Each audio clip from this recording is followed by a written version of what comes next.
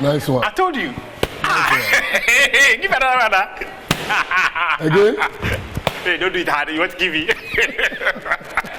How are you, Carl? I'm fine. It's been a long time. Yeah, long time. How's everything? By the grace, everything is fine. I can see some massive changes in this gym.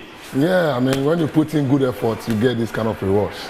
Wow, I see that. So, who got this done for you? Or through the investment you've done in boxing, you decided that you're going to build this special edifice? I mean, yeah, I have to be open and honest to thank whoever have helped the Bronze Gym to get to this level in the name of Mr. Easy. Okay. Yeah, I don't know him from anywhere. Yeah. I don't have any contact with him. I just got the information that they want to support the Bronze Gym to do refurbishment for us, and it was a surprise or a dream, and yes, it has happened. So I give thanks to them. I was here some 7 years ago, and I realized that there were some wooden structures and all that, but all of a sudden it's a perfect edifice. Yeah. I mean, the gym is now one of the top gyms in Ghana. Okay. In terms of the facility, not that enough, but yeah, we are proud to have this kind of facility. Yeah, in fact, this place alone is enough to motivate you to want to give up your all. Yeah. You know, when we were not having this level, we were not at this level, we were still pushing. Yeah. I'm always trying to push and make sure I do something out of the small that I have, because I believe in that, and definitely we'll get to where you want to be. Carl, tell me, where were you born? What is your genesis like? What is your childhood story? Do I have even something serious to talk about my childhood? Yeah, I mean, Carl Lokko was born in Jamestown. Oh, yeah, Jamestown boy. Yeah. No wonder you're from the factory for the production of boxes. I was born in Jamestown to the Raymond Lokko. That's the parents, Raymond Lokko and Elizabeth Latte. Since I was born, I've been close to my family. Like my mom and my dad was living together. I was not someone that, yes, I was born in Jamestown, so it's like my father is somewhere, my mother is somewhere. Yeah. So Jamestown that I be, you understand it? Yeah, so I have the privilege to have the mother and the father kind of guidance and support. So yeah, I came out good. I believe I always thank them the way they brought me up. What they can do is what they did, and I also have to continue from there. How would you describe the childhood? Was it a difficult beginning for you, or life was so easy because you grew up with your parents and maybe they had some good money to take care of you? Was there money at home? No, I will not say that, but they were doing their best, and from what they have been doing, I also have to follow and learn or help. Okay. You understand? When I was coming up, I got to the stage that I have to go through whatever parents that are somehow struggling a little bit to take care of their family have to go through. Today will be the first time that I'll make this open that I've sold ice water before. I have sold polythene bag, like both fruit, like I have done a lot. You understand? Just to support the house. Not that I have been left out, that I'm doing that to survive. No. My parents or my mother especially will put that buffet on my head, and I have to go to the market and come back and account for whatever I was sent to. So, yeah. The same to the ice water. Like I've done a lot under no pressure, but through the parents, and at least that also have helped me or have pushed me to a certain level. Where were you selling the pure water, the buffet, and which market? At the beach side. Oh, the beach side? Yeah, at the beach side. I see. Yeah, when it comes to the polythene bag was the Slaga market. Oh, okay. You understand? Okay. Yeah, and even my grandmother used to this abolo, I don't know how to call it, the one from the oven, not the one we cook. So I have to carry that and follow my grandmother to go around and sell it at his joints or the houses that she have been going there to sell. Oh, okay. Yeah, so I have passed through all this. So I think I have got to see how people make a living, especially from the childhood. That is why I'm saying that I'm very happy to have those parents, because I was not under any pressure to do that, but I am somebody that from my childhood I'm ready to listen and to learn and to do whatever you ask me to do. And that has brought me to where I am today. Were your friends making fun of you for selling both fruit and polythene bags and sachet water? Did they make fun of you? I mean, definitely, you know, sometimes that kind of things you face it. But when you know where you are coming from, you will not even mind them, but you keep on doing it. And sometimes the same person they'll be running to for me to support them. You understand me? Because they don't know that the more I've been going out there doing this kind of selling and whatever, all the time, my pocket will also be nice. So when they come, at least I can buy something that we all eat together. And you were hiding from your girlfriends, right? I'm not talking about the time that I don't even know about talking about woman or something like that. No, I'm just saying that maybe childhood, you see that small girl in your area you are shy of. So when you are carrying the both road, you want to dodge. since you got to know me, you can say clear, or you know clear that I'm not a shy person. You understand me? So it's not that since childhood? Yeah. Oh wow. You understand me? So I'm ready to do anything that you as a grown-up or somebody who is above me will tell me, do this. Straight away I believe in what you are telling me to do, and I have to do it with every passion or everything that I have. Wow. Yeah. So how were you ushered into boxing, and why boxing and not any other thing? Yeah, like I said, because I was living with them, all the time I'm busy. If I said I'm busy, mom will give you some work to do. And that also gives you some work to do. So when you finish here, you have to go here. When you finish there, you have to do this. So I don't have time at all to even go and mingle with my childhood friends. Even when they are going to buy football, we normally contribute. Everybody has to bring something. I'll bring the chunk of the money, but I will not be there to play the ball. Wow. You understand? So I've been seeing this kind of disciplines like the ball and the boxing. That is the cheaper or the simple thing that to see when you are from Jamestown. So did you play some basic football? Yeah, I mean, I did not that much, but at school I was the goalkeeper at school, right? And I did a little bit about Munchendi as a goalkeeper as well. You understand? So in sports, in football, that is a bit that I did over there. So it got to a time then my interest started going into boxing. Although I was not having time to go to even the gyms, but once in a while when I pass through any gym, the way I see people doing the boxing, sometimes you see them on the streets, doing boxing on the street and stuff. It also pushed the mind. But at that time, I was not in control of myself, so nothing I can do. But it got to a time that I said, no, I have to venture into boxing. Straight away, my mind is to learn how to train boxers. When I was very young. You didn't do that? No.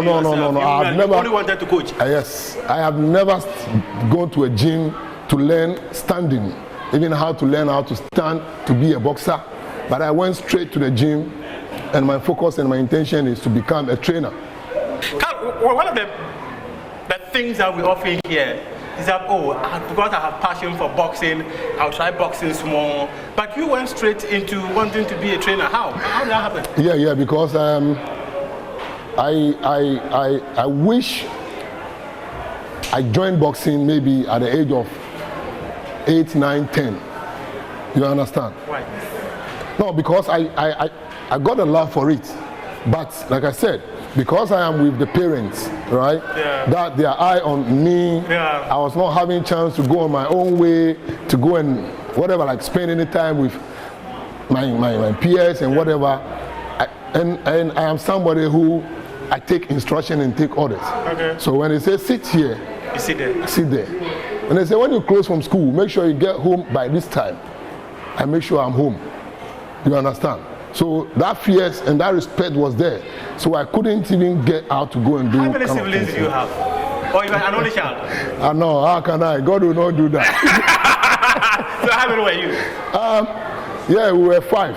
5 of you? Yeah, we were 5, yeah. Are you the first? Yeah, I'm the first. No wonder. Yeah, so you understand now, because the kind of nurturing I was getting, that is the way I got to know when I was growing up with that. You understand? So I have not been radical or rough boy during my childhood, like being stubborn. You understand? So it's like, that's why I said I was born in Jamestown, but Jamestown that I be. Yeah, that is the meaning of. But do you have the DNA of Jamestown? No. Because people will tell you the DNA of Jamestown is no. street fighting and all that. I have it. I have it. Were you a street fighter? No. It's not only being a street fighter alone make you a Jamestown boy. Okay. And there is no way I'll stand anywhere to say that I don't have it in me, because that is where I was born. There are certain things. It depends on where you pass through before you grow. So there are certain things you will not just do. You will not just venture into that. You understand me? But hey, when it comes to anything at all to do, yeah, man. Come on. You know, you understand? Yeah. So I'm always a Jamestown guy, and I'm proud to be, and I'm part of them. So, did you stop school before going into the boxing training, or how did it happen? No, I did not stop school before that. Actually, after my GSS, I went to Emmett Electronics, and you can see the name of the school I'm mentioning. If you are not tough, you know it will be difficult for you to mingle with them, right? Yeah. So when it got to the time that I showed the interest, I have to do it after school. I have to go to the gym after school. And lucky for me, if this is my house, this is a boxing gym. You understand? In the name of the Black Panthers gym at the High Street just here. Oh yeah, I know that. Yes, and you can see an old building that have been pulled down, or that got... Yeah, that's been destroyed. Yes, that is where I was born. And just across, even not street, just close to it, that's the gym. So it's so easy for me to go from the house to the gym and give myself out to the head trainer over there. May he still rest in peace. He's gone now. To let him know clear that this is what I want to do.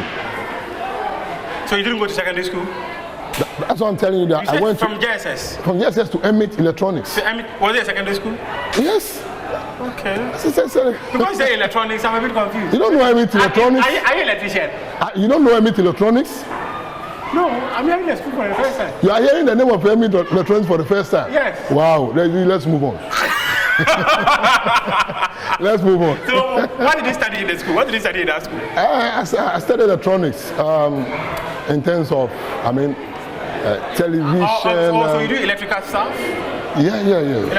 Okay. So if my TV spoil, if you repair? No. You formatted all of those things? I left those things a long time. So, Charlie. You formatted all of those things? Yeah. I delete all. Oh, why would you format it? And I put boxing in. if I've been repairing those things, will you be standing here today with me?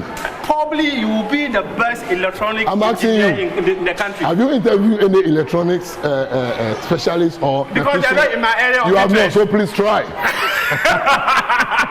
Please try. Let's get back to the training bit. Why you chose to train and not box?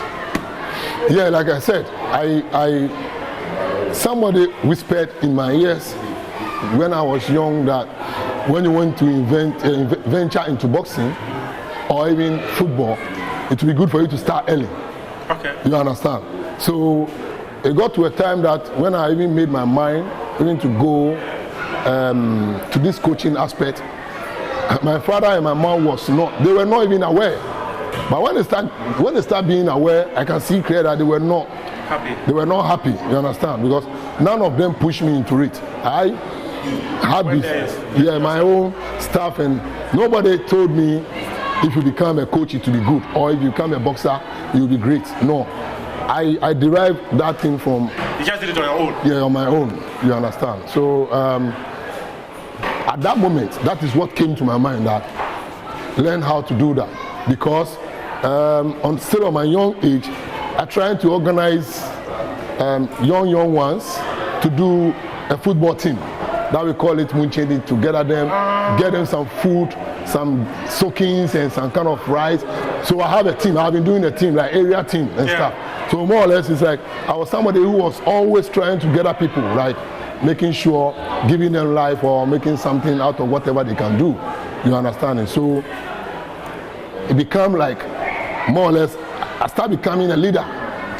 Okay. You understand me? Like a youth leader. Youth leader, yeah. Because if I can organize those people and put them in jerseys and put them on a pitch for them to play their football, and after that I have to give them something in terms of money or in terms of food and whatever, then more or less like somebody who gather people. So that pushed the mind that same way, if I want to venture into boxing, I'll be happy to gather them, to give them that kind of training.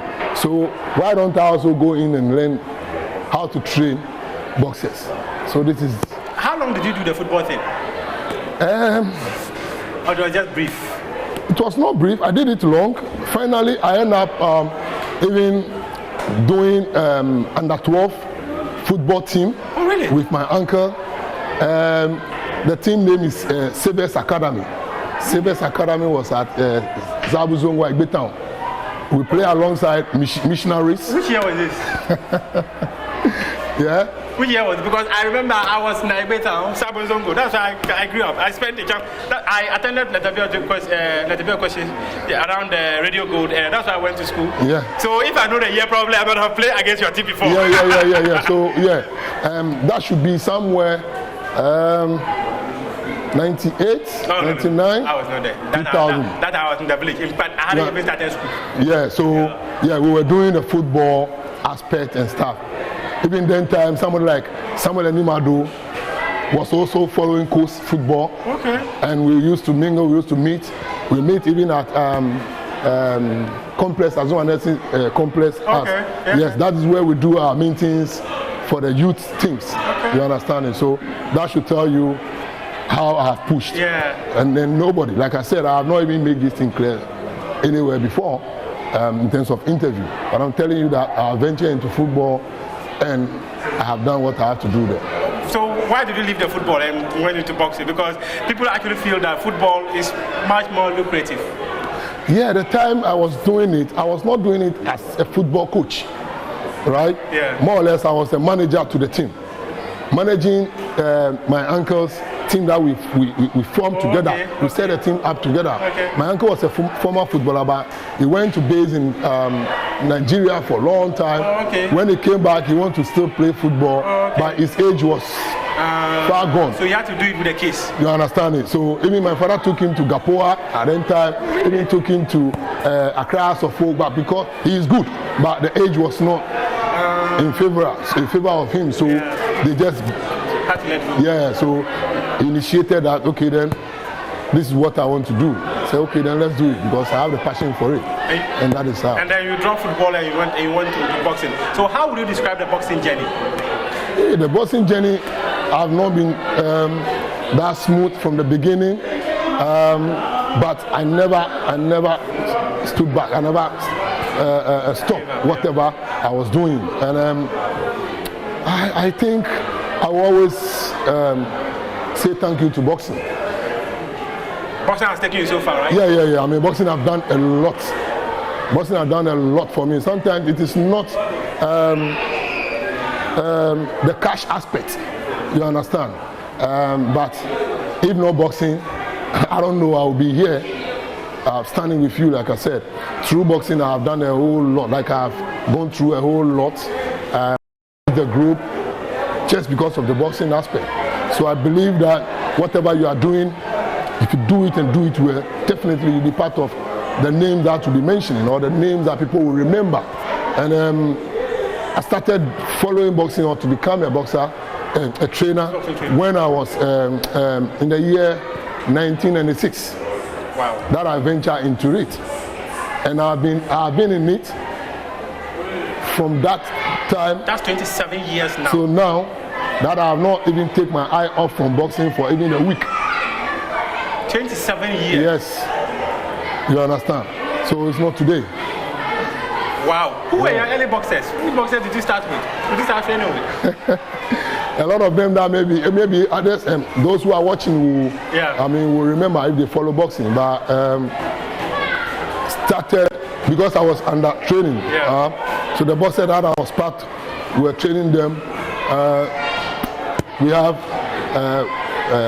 Osman Yaya. We have Mark Doku. We have a lot of them. We have Sarkodie, Joseph Sarkodie. We have Atajata in the name of we have Congo Soldier, Usman Akaba, a lot. Then time, most of them now have even stopped the game. I see. Yeah. Wow. You've got quite an interesting story there. Because trust me, I never actually knew that you've been in the sport for 27 years. Yeah, not today. Wow. Not today at all. That's something massive. But talk to me. Within this journey, you've spoken about the boxers you started with, but you've also spoken about how far boxing has taken you. But which of the boxers have you worked with that you felt that, no, working with these boxers or this boxer actually gave me, let's say, a lifetime opportunity? Yes, this is good. Very, very good question you're asking me. And sometimes we have to be open and honest sometimes when it comes to this. The boxer that I would say that through him, I became known or I got attention was Buko Banku, Brema Kamoko. Really? When I was training Brema Kamoko, and he got the followers and he got his own thing. Okay. So if you are following Brema Kamoko and I'm the trainer, definitely you start knowing me through his antics or whatever you have been doing. And I know that aspect or that time I was training him got me there very, very fast. Wow. Yes. But I also know that you've worked with the likes of Richard Comey, whom you took to the the US, Ohio, for a world title fight against Robert Easter Jr. I remember that. And that was around the time, somewhere 2016, that I came here for us to have a conversation and all that. Talk to us about that journey of building up a boxer that had an opportunity to go and fight for a world title. Yeah, it's another story altogether. I believe all the time I have to do something in boxing that most of people have not done. So I put it on myself that I will be happy to nurture a boxer from amateur level to the world level and win a world title. That was the dream. You discovered Comey when he was still an amateur boxer? Or he was already out in the limelight? To talk about that, it's part of the gym and part of me. So you just put things aside and say it the way it is. Comey was one of the footballers we were having as savers. Oh, okay. So I know him when he was about 13 years. Really? Yes. Okay. I know him when he was about 13 years. When they have been coming to me, like I said, giving them money to buy some food, going to training and making effort, camping them for a football match. So that's also, I know him for a long time. So after the Savers, he went up there he graduated from the under 12. Okay. So he went to under 14 and whatever, which he couldn't continue over there, and he ventured into kickboxing. You understand? Yeah. Yes, so that was the level he was. He was not a boxer. That even everybody knew over here in Ghana, no. He was a kickboxer who have traveled to UAE to do his kickboxing stuff. Okay. So he came back, and it happens that he wants to be part of the boxing. Okay. So he want me to take him on. So that is where I took him on. Then I start training him as a boxer. Okay. Taking him to amateur boxing a bit before we venture into professional boxing. I remember you also won some titles with him. Yeah, a lot. So that's what I'm telling you, that became one of my targets. That what can you do for people to remember you or to know the work you have done? Normally, most of the boxers who become champions have not been trained by one person. Okay. You start from somewhere, somebody will come in, somebody will take over. Okay. You understand? Even abroad, especially in the US, a lot of the boxers, most of them, sometimes it's not who discover them. They change coaches. You understand me? To become a world champion or to come at the top. So if I'm saying to myself that I'll be happy to see myself nurturing a boxer from amateur level, professional level, to win a national title and to win African title and win another African title and go in for a Commonwealth title and go in for Intercontinental IBF title and get a chance to get to the top, have a world title shot. And that was my target. So I was so happy, and I was working very hard behind the boy and making sure that I have to achieve whatever I have in plan. And I got the opportunity to, and I got to the world level, and we fought, and the fight was very interesting. It was a very tough fight. But hey, you go into somebody's backyard and you think you have it so easy. No. So at least the target I put on me got me to the world level to say that I have tasted the world championship ring or share a ring with other champion trainers or good trainers over there. And at least, although we will not win, but it's part of it. So how would you describe that fight against Robert Easter Jr.? I mean, that fight, they took advantage of the fight because it was his promoter and his management that won the purse bid. So if they won the purse bid against our promoters, then that means we have to go there and fight. The fight should not be a lose for us at all. The fight should not be a lose for us at all. You felt you shouldn't have lost that fight? No. I mean, we shouldn't have lost that fight. But that is the very that the judges brought up. So how disappointing was it that at the end it didn't happen? Because I personally was disappointed because I stayed awake at night to watch that fight, but still it never worked out. Yeah, I mean, I was so much disappointed, and honestly, on that day, I cried. You understand? Because when I look at the effort and the target, and I just want to see that happen, and that did not happen. I mean, it was a blow to me. When you go back and check maybe the clip of the fight, after fight interview, when you see my eyes, you can see clear that this guy have gone through something. You understand? Especially the round 12, the punch Richards received in that round 12 was I don't know. That's why maybe we often blame him for poor defense and all that. So that blame too should come to you because you built him to have a very poor defense. No. In boxing, definitely you cannot win a boxing fight without you getting a punch. So does it mean Mayweather don't have good defense? Answer. Let's go. No. Does it mean Mayweather don't have good defense? But Mayweather has won all his fights in his career. No, but he has been receiving punches. So does it mean he doesn't have good defense? So I'm telling you that. No. We're not talking about the loss aspect. Yes. You are trying to put a blame on me, and yes, I'm trying to justify it that if a boxer got a punch and the boxer did not stop from there but still continue, and you are putting the blame on the coach. But then you should have built him to have a very good defense. So when he can do that. So if he was not having a good defense, can he start from the 1 to the 12? So you have to understand. When you are doing your work like this and something that you have been taught already and you neglect that and there was a mistake, will you go back and blame your lecturer when you know they have taught you already that don't drop your hands, or when you are writing, don't look other side, focus on what you are doing. You are looking this and you have done mistake. Who did it?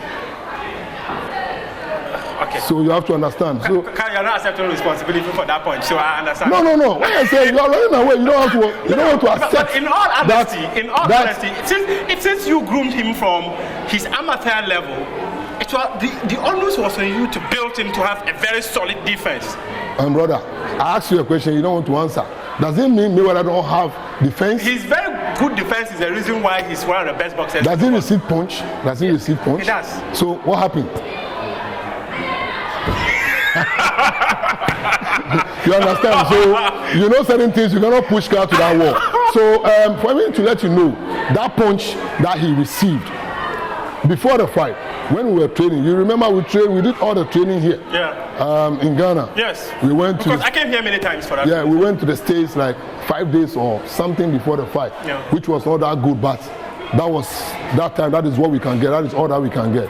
So during the preparation, I told him about that punch. because I know sometimes he did not start boxing from there. So sometimes, personally, with experience, you understand it. These things, yeah. So definitely anything can happen. So we did a workout on that at the beach, the beach side, in the sun. In terms of me pushing him, he also pushing me. In terms of bending the legs and moving front, like this and that. And that will tell you that when that punch came to him, he was almost there. Yeah. But he got up. I remember because he didn't touch the canvas, but he went down. Smooth. Yes, but he got back. Yeah. You understand me? Yeah. So how did that happen? Did you try for a rematch? Because there were reports. I remember Neil Antevanapoi was the minister then, and he had mentioned that people were going to go for a rematch and all that. My brother, that fight is gone. So let's move on. Yeah, we are moving on, but we are talking about your story. Then there was the Stanley Shafikov. Then because I'm talking about how you've been able to build.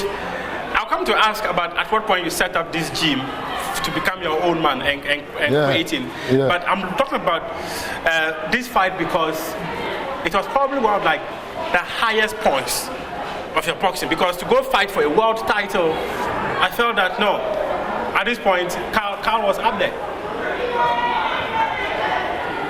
So like I said, after the fight, we did all we have to do. That is why we got a chance again to go and fight Shafikov. Yes. You understand me? That after that fight, when you win, the winner will have a chance of fighting Robert Easter. So if we won, like we'll get a chance to fight Robert Easter again. Oh, okay. But same way, we have to go to Russia. We do not get a chance of staging the fight either here or the promoters from Germany. That's Sutherland Promotions. So that is how. Carl, just a quick one. You didn't get an opportunity to go and fight Robert Easter Jr. again, but then you came back. I remember when you came back, I was in this gym to have a conversation with you. I saw how distraught all of you were. But a few days later, the boxer you took to fight for the world title, you were separate ways. What happened? Oh, it's a long story. It's a long story. Cut it in 1 minute. I will not even want to cut it or even start it. It's a long story, and that have passed. I'm still in the gym making champions. I'm proving that it was not by chance or by luck for me to take somebody to that level. And still I have taken other people to that level, or bringing other people up, and they are going, and they are even doing better. So. Were you disappointed? You went separate ways? Oh yes, definitely. You can't put your effort in something and what you don't expect happen, and you say, oh,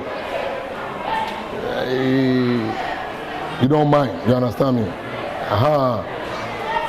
Whatever I will say, and I've said it before, is I have not regretted training coming. That is one thing. But for disappointment, yes, I am. But, okay, let me get something clear. I want to understand, because for you to take him up to go fight him for a world title and all of a sudden you go separate way, is it that the team felt you were not good enough to manage him anymore? It's like you're trying to still go there. I have told you that. Yes, that is gone. Because I want to understand it. No, that is gone, so let's cut it. Your viewer wants to understand. I'm telling them that is gone, right? I have done my best. Yes. And everybody know what I did and what happens. Okay. So I don't think I have to stand here and try to justify things. Whatever I have to say, I've said it all already. But you've not said it to me. And then see me in chambers, I'll tell you. No, I'm not seeing you in chambers. We are in the Bronx Gym now. Millions of people. We are in the Bronx Gym now, yes. And we have a lot of boxers here who I'll be happy to talk about. You understand? I'll get so don't even worry yourself much. I'll get that there. have gone and that have passed. You've been able to build boxers all your life for 27 years. So if you are talking about one person for this all time, what about the others? So I'm asking, why did you go separate ways? You said, oh, that part is gone. Yeah, were you disappointed? You are willing to say yes, you were disappointed, but you're not willing to understand. I've finalized it for you. If I told you I was disappointed, so that's it. So I said, is it that the management felt you were not up to the standard to manage him anymore, or something, to train anymore? Nobody sat down with me in regards to that. Okay. So is that why you were disappointed? Nobody said anything to me. I just got information, this and that. So that's it. Well, Well, he doesn't want to talk about it, so come and see him. So what answer again do you want me to give you? No, come and see Carl in Chambers. He doesn't want to answer the question. So Carl, at what point did you decide that I need to be my own man, set up my own gym, train my own boxers, and get to the top? Yeah, I mean, it happens when I have not even think of having my own gym. What happens was, I've told you, I understudied, or I was apprentice to Emmanuel Tego. Yeah. You talking about Tego, eh? Yeah, then the name of the coach was Emmanuel Tego. That is Emmanuel Tego's uncle, Game Boy's uncle. We call it Akesi. Okay. He also have done great when it comes to Ghana boxing. He have done fantastic work. So my apprenticeship was under him. So I was with him. We are training the boxers and everything. But he was having some issue with Buko Banko. Oh, okay. You understand? So they were not in good terms. So I normally, in the morning, because I know I'm learning, in the morning I go to a different gym and I start training some of the boxers that will be training at the gym. I start because I want to see what I can do. So I start the fundamentals with them. So every morning I go to World Power's gym. And because that morning they are not training. Yeah. So I take every boxer that I have there because the passion was there too much for the game. So you see me early in the morning around 3 o'clock, 3:34, going out there calling boxers. Let's go to the beach. Let's go to running. Let's do this. So that is what I was doing. And one day Buko Banko came to me at that gym to tell me that, oh, I'll allow you to train me. I'll allow you to train me. So please, what can you? And I said, why? Because you have a gym. That's the Buko boxing gym. Yeah. And say, oh, no, I don't want to train there again. I mean, they don't have time for me, blah, blah, blah. So I said, okay, I'll get back to you. Give me 2 weeks. Because I know I was not having that capacity to train a boxer because I was under Akesi. And but luckily that time I've been under Akesi for about 7 years. Oh, really? Yeah. Then you're done for a long time? Yeah. I've done 7 years with him. And I just told him, Clay, that Akesi, please, this is what Buko Banko told me, that he wants me to train him. And I think I have to ask you permission so that I can bring him to the gym. And he said, no, I should not. But the word he used to attach the no, I would not like to say it on camera. So that means he was not happy for me to bring him. And he told me that if I feel I want to train him, then I can go ahead and train him. You understand? Yeah. Yes. At that time, the training I was doing over there, because I know I will venture into a gym, I have the name of the bronze boxing already. Why that name? Why bronze? Okay, bronze was my nickname when I was young. Yes. And what does it mean? What does it mean? At that time, if I tell you the real meaning of the bronze, no. But later, it became clear to me that in this boxing that I'm doing, my first gym will be in America, bronze. That is one thing I told myself too. Okay. And it happens. Okay. So my first traveling in my life was to the States and to the bronze.